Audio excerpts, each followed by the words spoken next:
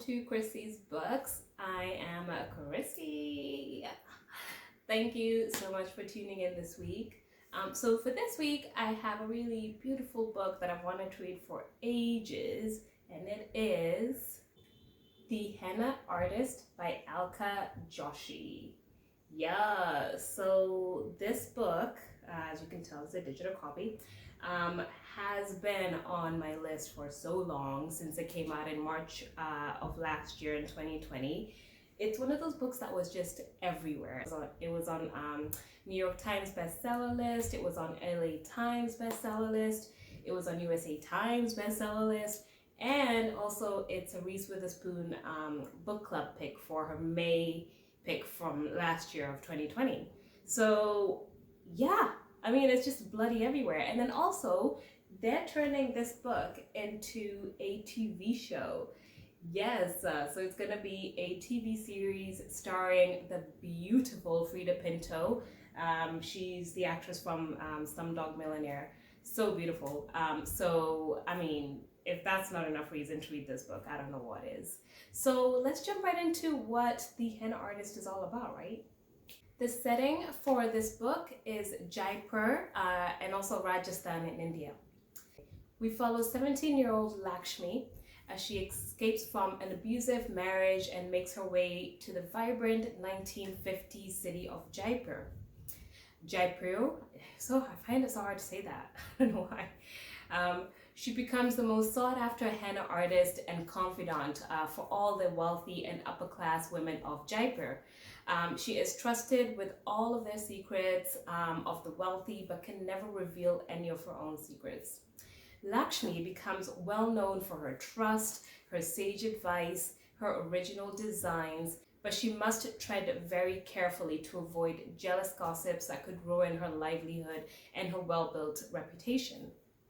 As she pursues her independent life, she's taken by surprise when her estranged husband shows up many years later after tracking her down with a high-spirited young girl in tow, who turns out to be a sister that Lakshmi never knew existed. Her precarious and well-tended life may now be at risk, but through it all, she perseveres and applies her talents and lifts up those who surround her. The Henna Artist is a portrait of one woman's struggle for fulfillment in a society pivoting between the traditional and the modern. So that is what The Henna Artist is all about. Stay tuned. When I come back, I'm going to give you guys my review, my rating, and also my song pick for The Henna Artist.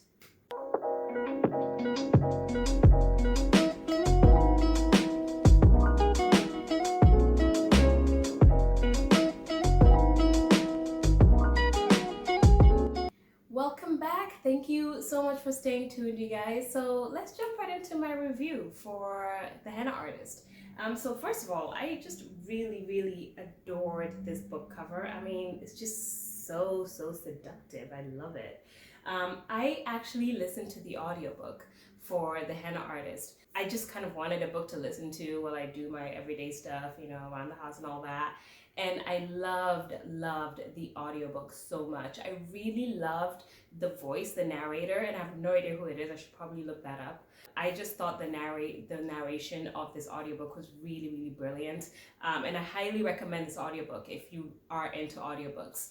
I don't really listen to a lot of audiobooks, but I'm quite picky when it comes to them. But this one was a really good one, so definitely recommend the audiobook. This book is a really full and lush and wonderful story. It's historical fiction at its best. So if you're a massive fan of historical fiction, then I would definitely recommend for you to read this book. From the very first page, you're just completely transported into Jaipur, hot and bright and rich. So it's very like, it's one of those books that you just immerse yourself with or into, which I really loved.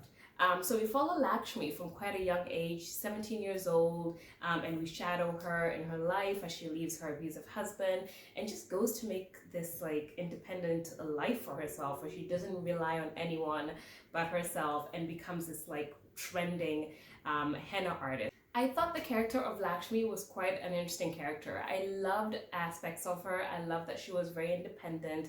I loved that she was intelligent, she was talented. She just kind of like did her own thing in life, and kind of followed the beat of her own drum rather than like what everybody else is doing at that time period. It's the 1950s in India, you know. But at times I did find her to be quite naive and a little bit annoying. But that's just like a very, very little like kind of personal thought about the character. I will say though, after all that, the story itself I thought was just absolutely brilliant. I was never really bored right from the beginning to the very end. It had my attention, and I loved the plethora of characters surrounding this book, and I can understand why they're making it into a TV show, because it would make such a good TV show. There's so much drama, there's so many different characters to follow. There are a lot of characters in this book, and at the beginning I was a little bit confused, but then when you get towards the end I actually knew who everyone was and I didn't really struggle anymore. But yeah, so you have been warned, there are a lot of characters in this book. It showcases the wealthy, the poor. It even gets into like caste systems as well in India, which I really liked. Especially because I'm reading Caste at the moment by Isabel Wilkerson, so it's a very interesting kind of parallels in both books, which I kind of really liked, and I find that whole thing really fascinating. But anyway, it was just a really awesome like character-driven book as well. And you know what? I'm actually just gonna like jump right into my rating for this book.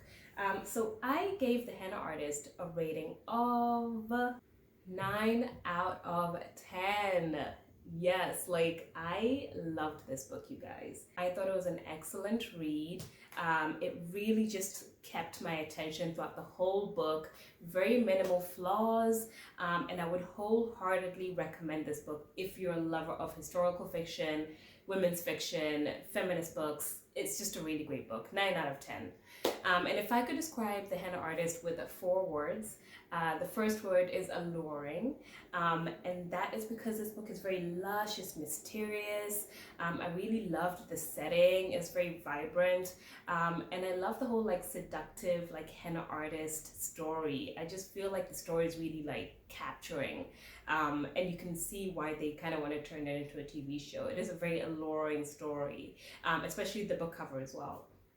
The second word is rich, and it's one of those books that once you start reading, you're completely transported from where you are, you know, in your little apartment into Jaipur, India in 1950. It's very, very like just vibrant, and like the atmosphere is really great.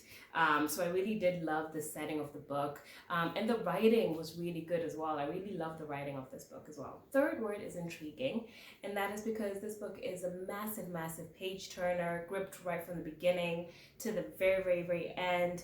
And you also learn a lot too if you don't know a lot about India or you know, the cultural differences. I kind of knew quite a bit already, but if you kind of want to learn a little bit more, or you're not so much exposed to this type of culture and this time period as well, I really thought the time period was really interesting.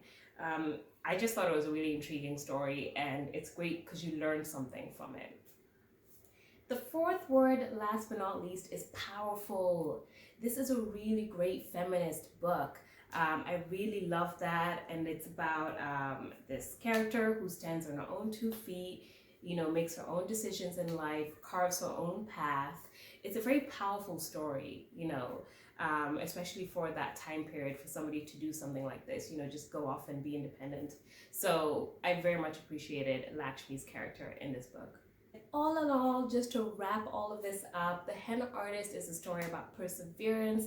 It's a story about womanhood. It's about finding independence and taking control of your own life. It's about social class, caste systems, cultural traditions, and much, much more. I love that Alka Joshi delves into so many different subject areas. I mean, there's just so much happening in this book. Lots of characters, Western medicine, herbal medicine. I mean, it's a really well-rounded book, and quite entertaining to read as well. Cool, so with all that said, let's just get into my song pick, right? So I really knew that I wanted a song that was based around this time period, the 50s, 60s, and I knew that I wanted a song that was quite a feminist song about taking control of your own life, and doing what you want to do in life. So I went for like one of the ultimate independent woman feminist songs out there that came out around this time period. and it is a true classic. It is You Don't Own Me by Leslie Gore. This is such a timeless song, and I feel that it really speaks to the spirit of Lakshmi, of her just kind of like doing her own thing. And I don't want to spoil the plot for you guys, but yeah, it will make a lot of sense if you've read this book, and you will totally understand why I chose this song. So that is it. So thank you so much for staying tuned. I will link the song if you want to listen to it. It will come up on the screen. But I'll also link a link if you want to order this book on Amazon. I'll link my full ring review as well. And subscribe and like my video, guys. You know, show me some love. And leave any comments if you liked this book or if you're looking to read it. I'd love to hear from you. Thank you again, and have an amazing